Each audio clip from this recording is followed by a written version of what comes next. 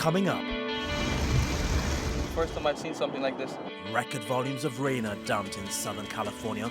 In the city of Fort Lauderdale alone, homes are flooded. We can't stay in there. Streets turned to streams. It was bad. Meteorologists described it as a 1 in 1,000 year event.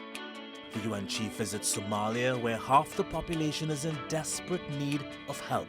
The people I met have lost their livestock, have lost their property, have lost everything. The Horn of Africa country is suffering from the impact of a climate crisis it's done nothing to create. And hello. I think we lost something. Climate activists follow Emmanuel Macron to The Hague and accuse the French president of not fulfilling a promise to protect the planet. Nobody listens. You have millions of people in the streets. Conventions of climate has been put aside. This is Just 2 Degrees on TRT World. You've described Macron as a technocrat without a cause and one who doesn't really have beliefs. Is that how he feels about the climate crisis?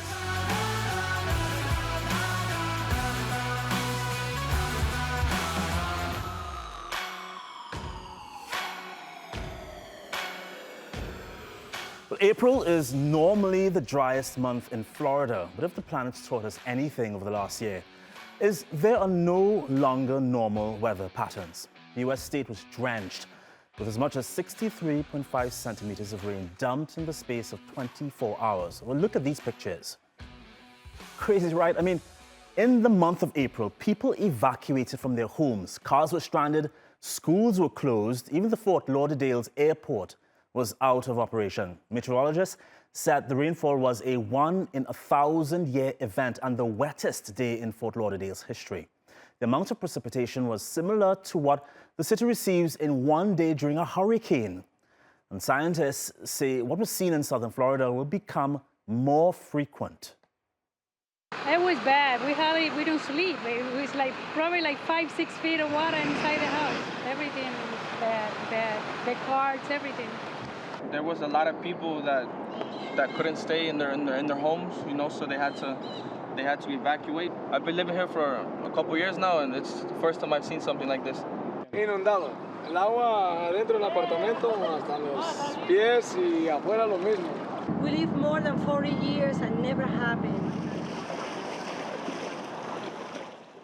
Well, it was the complete opposite off to the west in the state of Arizona, which saw record high temperatures on April 11th, with the mercury in Phoenix rising above 37 degrees Celsius. The last time it was that hot on April 11th was back in 1989. That's more than 3 decades ago. Phoenix has seen nearly 34-degree heat as early as March in the past, but an increase in hotter days there is following a global trend. Alongside hotter weather, there have been extreme droughts and wildfires around the world. It's hot today. It really is. It is hot. It got hot like in the past, 4 days, like that. What makes it a little bit more challenging is that Phoenix and Arizona has been really cold for the last few months, which has been great for our snowpack. But then when we go from really cooler temperatures to really warmer temperatures, all of a sudden, it's a challenge for heat-related illnesses. And in the US capital, Washington, on a very nice day weather-wise, this happened.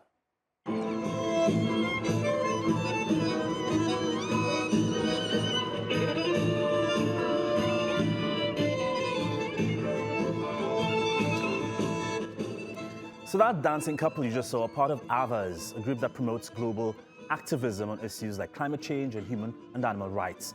They're calling for financial help for countries impacted by biodiversity loss. And their performance was an artistic interpretation of a meeting in April between Chinese and the International Monetary Fund. Well, AVAS says organizations like the IMF and World Bank need deep reform in order to create economies that work for all people and the planet. Across in Europe, this exchange happened between protesters and France's President Emmanuel Macron as he gave a speech in The Hague, Netherlands.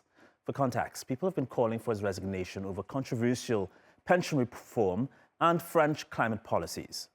I do admire Nexus Institute, what you do and how much you delivered such strong messages, not just for Europe, but for humanity and our common values. Hello. I think we lost something. French democracy? Where did we lost it? I can answer this question if you give me some time.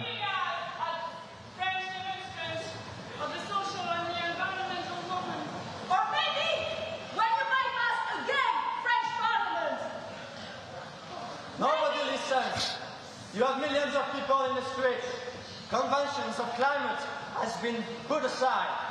What can you say when you talk about Europe? Do you allow me to answer? For the President of the Republic of France, Mr. Emmanuel Macron, we are here. There are places where you can have violence.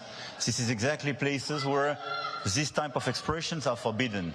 But that wasn't an isolated incident. Macron's been under increasing pressure to resign, in part because of how his government's been responding to climate protesters.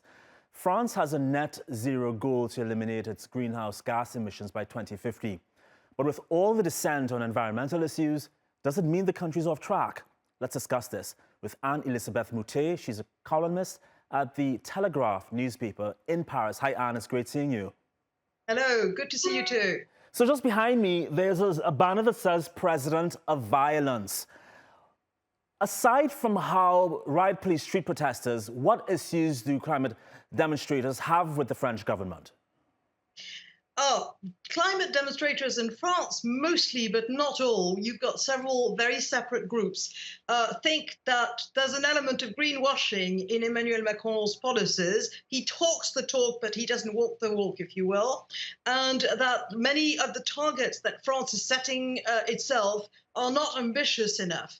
And on his part, Emmanuel Macron, who is genuinely convinced that there is a climate emergency, also feels that at a time when inflation is hitting the poorest in French society, it probably is worth taking a bit of time so that people literally will not suffer at a time when they already, as you can see in the pictures that you just show us, are very both angry and afraid.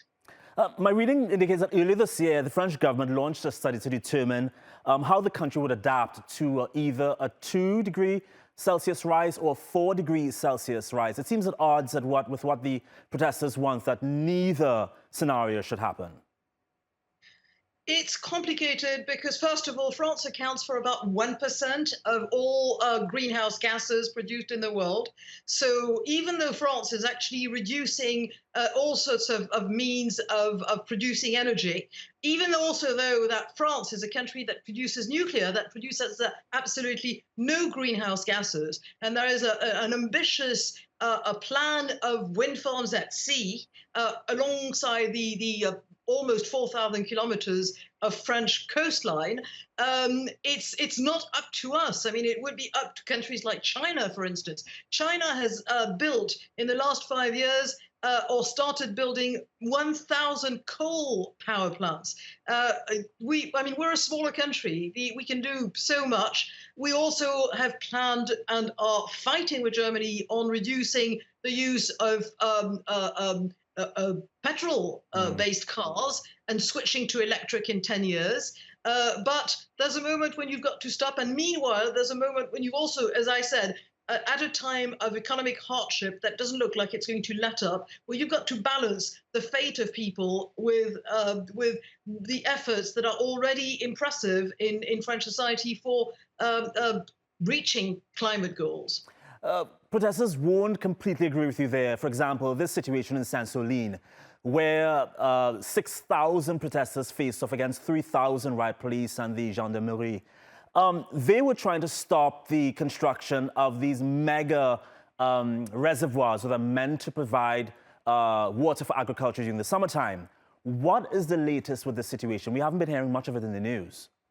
Well, I'd like to point out that in the neighboring département of Sainte-Soline in the Deux-Sèvres, there's a green general council of the département, and they have voted to have the same reservoirs because they feel, after experimenting, that these actually are more helpful there have been over the years, they've seen in Deux-Sèvres that the phreatic table has not diminished because of the reservoirs, but has risen by about 1 meter. And you also have the feeling that it's a bit sort of pick as you choose your issue. And the people who went to Sainte-Soline went with a definite agenda of criticizing government policy, but not followed by science. They say they know science, but you've got an instance of freely elected MPs, mayors, regional councillors who did the exact opposite in the neighbourhood area. So you see, like in groups like with Extinction Rebellion, for instance. I mean, how they sort of take things out of context in the 1,000-page GIEC report. And then they say, oh, this is an issue. There's no reason why it should be an issue. It's more protesting for protesting, but it's not sort of pick and choose whatever you like, 3 items that you like best. It's not a shop. It's really something serious. And I've got 30 seconds left with you. You've described Macron as a technocrat without a cause and one who doesn't really have beliefs. Is that how he feels about the climate crisis?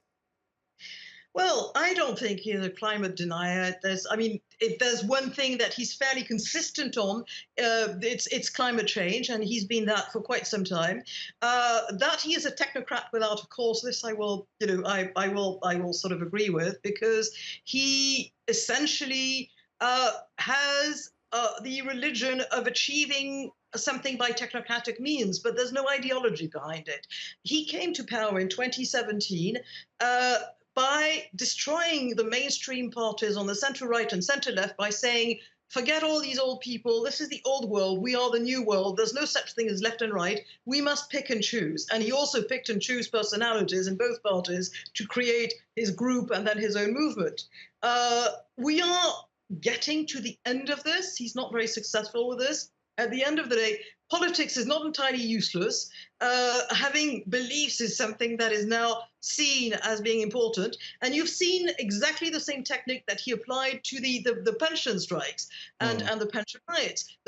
What's very interesting about the pension strikes is that the first 2 months of days of action were led by the union. So in all of January, all of February, this is 8 days of action, 8 days of marches, no violence, and the whole thing was very organized by the French unions, whom Macron absolutely was in contempt of, didn't speak with them, wasn't interested, so that slowly you got people who aggregated themselves to the marchers, and this is what we're now seeing on your screen is what Macron achieved after 2 months of just not talking to anyone of what he calls the old world. And we're going to have to leave it there. Thank you so much for your time. I appreciate your expertise. Thank you.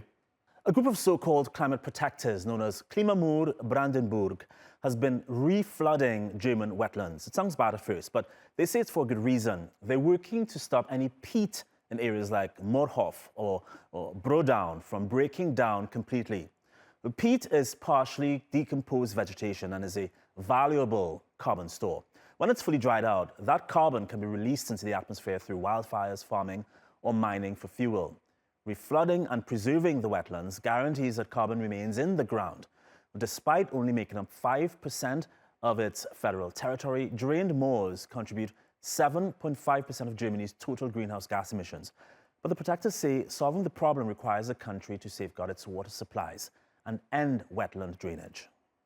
Und das ist wirklich schon die Frage, wie lange werden wir genug Wasser haben für Trinkwasserversorgung, für die Versorgung der Landwirtschaft, für die Versorgung der Industrie. Alle brauchen ja Wasser. Und wenn wir natürlich so wie hier immer unser Wasser ableiten in die Nordsee, wo es dann plötzlich verschwunden ist, Wasser, was von natürlicher Weise aus hier in Brandenburg in unserem Gebiet von Natur aus ist, dann ist das natürlich für das ganze System nicht gut. You may have heard a lot in the news about Somalia. Some 43,000 people died there last year after a drought that followed 5 consecutive failed rainy seasons. There have been repeated calls by the UN to help the country, which is currently threatened by a full-blown famine. Secretary General Antonio Guterres went there in a so-called visit of solidarity to survey the situation himself. He said 8.3 million Somalis, that's almost half the population, require urgent humanitarian assistance.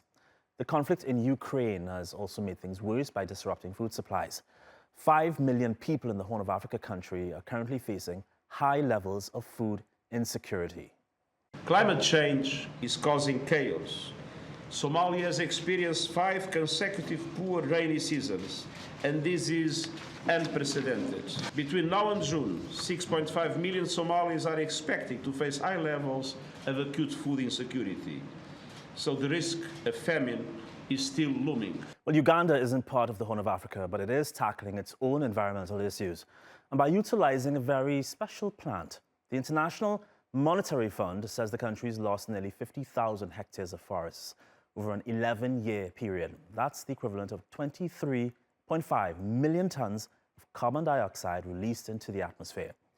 One journalist turned farmer is helping to fight environmental degradation, and he's invited others to follow suit. Malik explores this green initiative. Deep in Uganda's tropical rainforests is one of the fastest growing plants in the world. With flexible stems, bamboo might appear weak. In fact, they have Herculean attributes. They're fast growing and can adapt to different weather conditions. But they also release oxygen back into the atmosphere, more than an equivalent amount of hardwood trees. It can do the job of restoring our environment much faster. It can absorb 30% more carbon dioxide and generate 30% more oxygen. And it can create the green effect very, very fast. And it will take pressure off our precious trees. Back in 2010, Uganda boasted having forests that covered around 29% of its land area. But things have changed significantly in the last decade.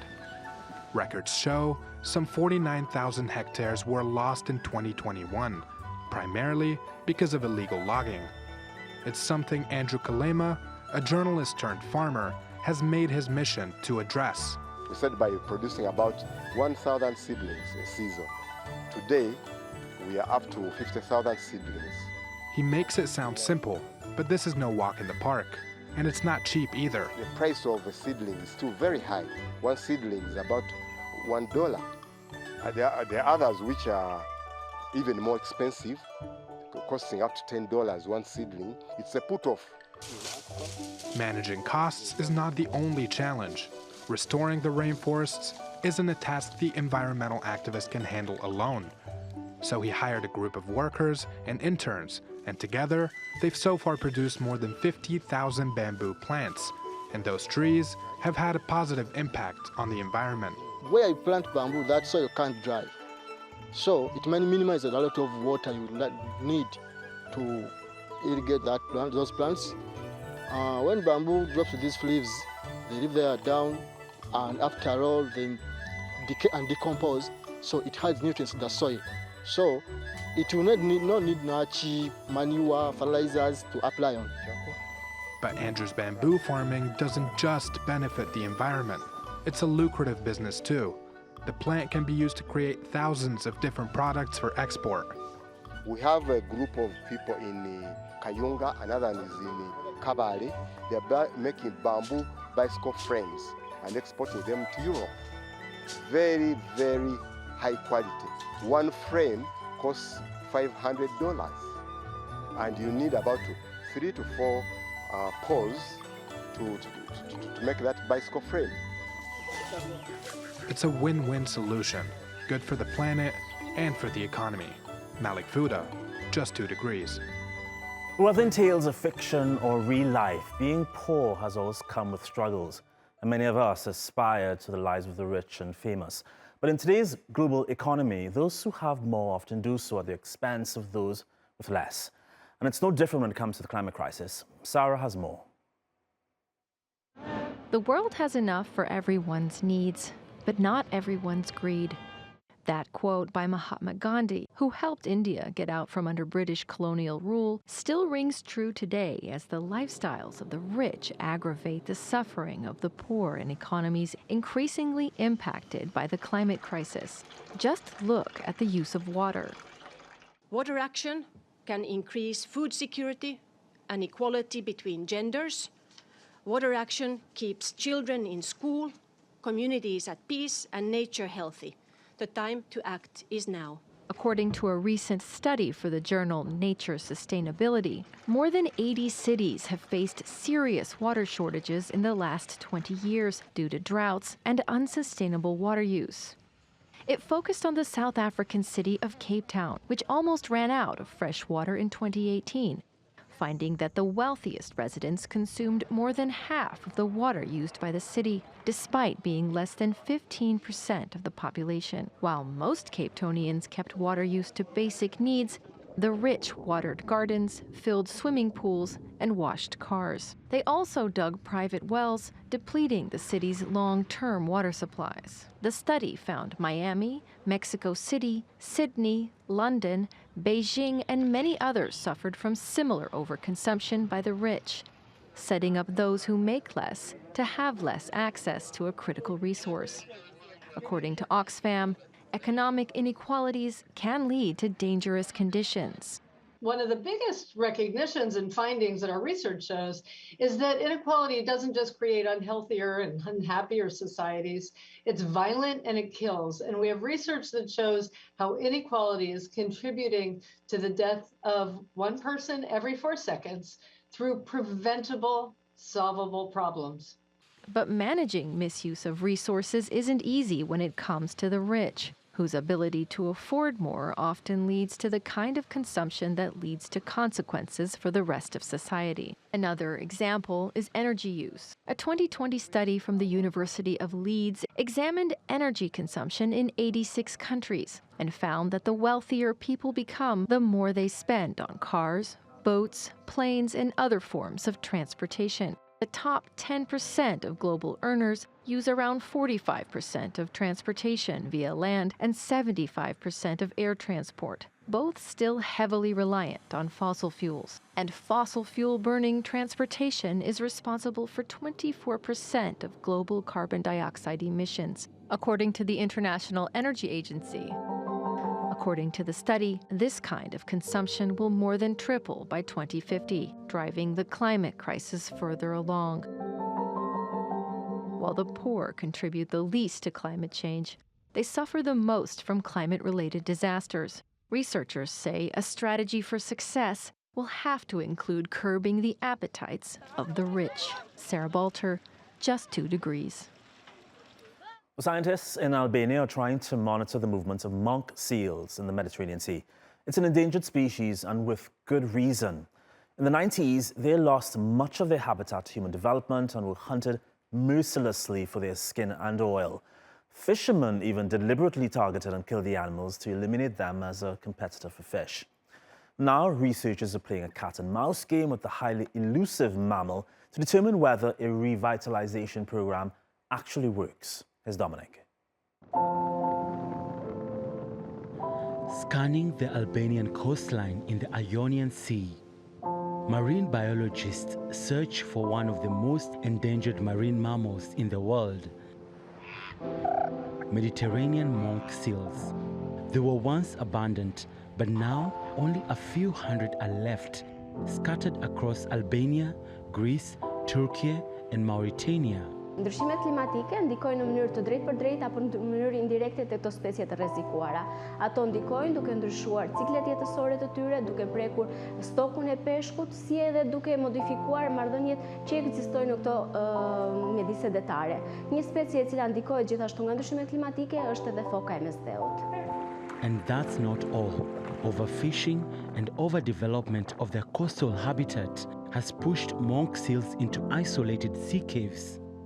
Foka ushqet me peshk dhe me çdo lloj gjallëse detare, që do të thotë më pak peshk, më pak mundësi për të. And with little to eat, they are forced to retreat even further. It's made it difficult for environmentalists to collect information for conservation efforts. You'll always find biodiversity expert Nexhip Solakoj in such places where these shy mammals hide, especially while giving birth. Solakoj and his team have spent the last 5 years placing cameras in strategic locations to better track the animals. It's also one of the only ways to monitor the species' health. Ka një vlerësim paraprak për numrin e individëve që mund të frekuentojnë gjirin e vlorës dhe parkun ndërtar Karaburun Saza. Nga vëzhgime, por edhe nga monitorimi shkencor që bëhet me anë të kamerave kurth, mendojmë që të jenë deri në 4 individ. Pra 2 për sa i takon gjirit të vlorës dhe 2 individ të tjerë, pra që janë gjithmonë në çift, që janë pjesa perëndimore e gadishullit të Karaburunit, ku jemi dhe sot. Masim 12 pika për cilësinë e ujrave, për arsye për të parë se sa i pastër është ekosistemi detar, gjë e cila ndikon në florën dhe faunën e këtij ekosistemi detar dhe në gjallësat që mund të jenë në rrezik zhdukje. And in a region steeped in tradition, local fishermen have invented a new way to try protect monk seals. They believe that seals bring luck to those who see them and bad luck to those who disturb or hunt them. An easy choice to make. Dominic Brian Omondi, Just 2 Degrees. Easy choice, right? Well, that's how we wrap this episode of Just 2 Degrees. You can see this again on YouTube and other stories as well. Until next time, bye.